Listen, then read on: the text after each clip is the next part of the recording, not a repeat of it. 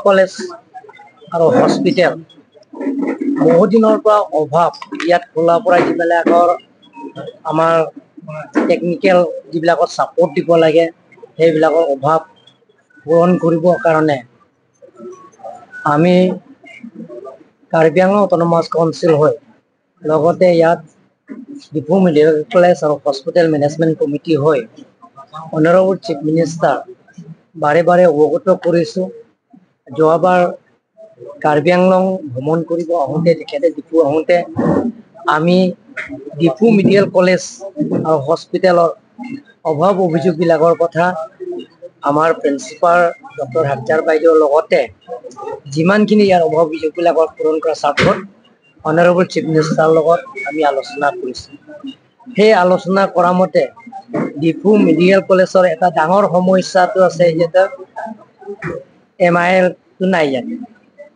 সেইটো ইয়াৰ উপকাৰ কাৰ্বি আংলং ৰাইজ আৰু লগতে ওচৰত চুবুৰী যিবিলাকৰ লামডিং আৰু লগতে আমাৰ হোজাই আৰু ইয়াত ডিমা হাছাও পেচেণ্টবিলাক আহি ইয়াতে তেওঁলোকৰ যিবিলাকৰ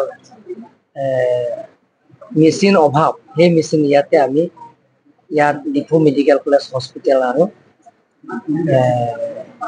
সেইটো ইয়াৰ পৰা আমি তেওঁলোকৰ ট্ৰিটমেণ্ট কৰিব পাৰিব। সেইটো এটা ডাঙৰ মেচিন। সেইটো মেচিনটো আছে যে ডিফু মেডিকেল কলেজৰ যিটো মেচিন এতিয়া আমি আজি উদ্বোধন কৰিছোঁ চেম মেচিনত গুৱাহাটী মেডিকেল কলেজৰ একে মেচিনতে সেইটো মেচিনটো আছে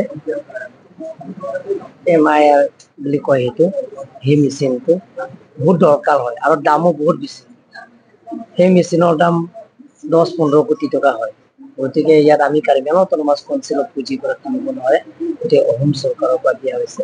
সেই মেচিনটো আমাৰ ডক্টৰ হিমন্ত বিশ্ব শৰ্মা ডাঙৰীয়াক উপহাৰ দিয়াৰ কাৰণে আমি তেখেতক আন্তৰিক ধন্যবাদ দিছোঁ।